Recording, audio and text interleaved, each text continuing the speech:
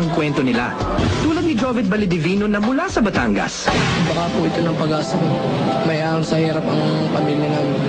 5 po kami magkakapatid. Kapatid ko lang po nagtatrabaho sa amin. Wala pong trabaho ngayon. Sobrang mahihain tong si Jovet. Pero sa kanyang pamilya, kinalimutan niya ito at buong tatag siyang sumabak sa auditions. Ano gagawin natin ngayon, sir? Surprise na lang. Ay, naku. 4 or 5 nagsabi na surprise. Walang isa ang nakapasa. So kung actually sabihin mo na sa amin, para magawa namin ng paraan. Practice tayo, pasok. Anong talent mo? Please watch me po.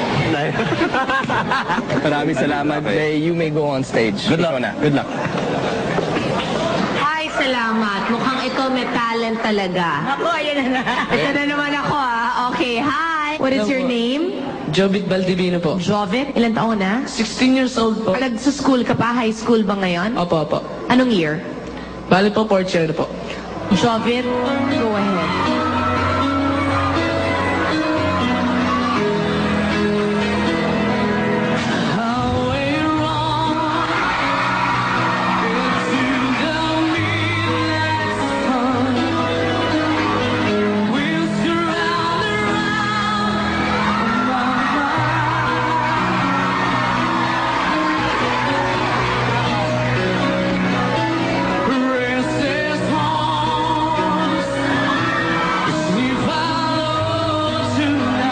Liit-liit, pero ang laki ng boses.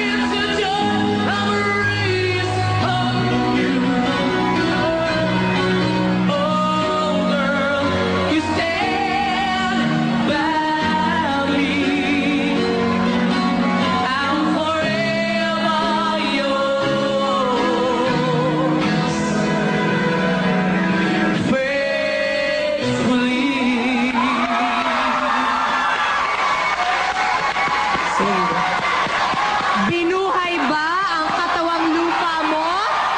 Tama! Inaantok na ako, pero binuhay mo ang katawang lupa ko, bongga! Thank you po. Alam ko that it's so difficult to perform pag meron kang pinagdadaanan. Opo, opo. Ilang buwan kong tiniis yun na may sakit ang mom ko, pero nag-work ako and kailangan happy ka, di ba? Pagkaharap mo audience. Umabot sa akin yung masamang balita na may karamdaman ng tatay mo. What is wrong? Anong sakit ng daddy mo? TV po. Malala na ba? Bali po, galing na po ngayon. Ang nanay mo may work? Wala po. Tumutulong ka? Opo. Paano ka tumutulong? Bali po, pagkakalabas ko po sa hapon, nagtitinda po ako sa bayan. Oh. Siomay po, siomay. Oh. Naiiyak naman ako, kundi. magandang example ka sa manonood ng Pilipinas Got Talent kasi tumutulong ka sa pamilya mo. Opo. Yes. And apart from that, pinagsasabay mo ang pag-aaral, pagtulong sa pamilya, at ngayon, you're on the road to stardom. Thank you po. Anong pangarap mo? Simple lang po. Ano? Dali po, pangarap ko po, makapagtapos po ng pag-aaral. Apart from makapagtapos ng pag-aaral, hinangad mo bang maging isang sikat na singer? Hinangad ko din po yun kung matutupad po. Pero po, kahit po ako yung matalo dito, okay lang po. Basta po naipakita ko po sa inyo kung ano po ang tunay na Pinoy.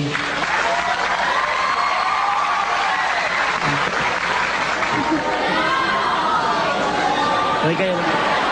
Oo, pinaiyak mo si Friendship. So let's vote, boss. It's a big yes for me. Jovit, ako rin, yes na yes. Ako, isang maluhaluhang oo. Thank you po. Thank you po. God bless you, Jovit. Unbelievable ang boses mo. Pero alam mo bro, ang na-appreciate namin sa'yo, napaka-humble mo pa rin. Oo. Ayan ang malayo ang mararating mo sa buhay mo. At sigurado ang pamilya mo, huwag kang mag-alala dahil matutulungan sila. Hindi lang dahil sa iyo, pero sa lahat ng nanonood ngayon. Sumusuporta Anong mensahe mo sa pamilya mo na sigurado pag nakita nila to, mamamangha sila?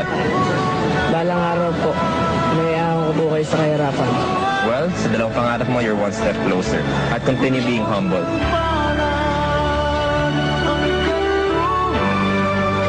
Way to go, Jovid. Thank you for sharing your story with us.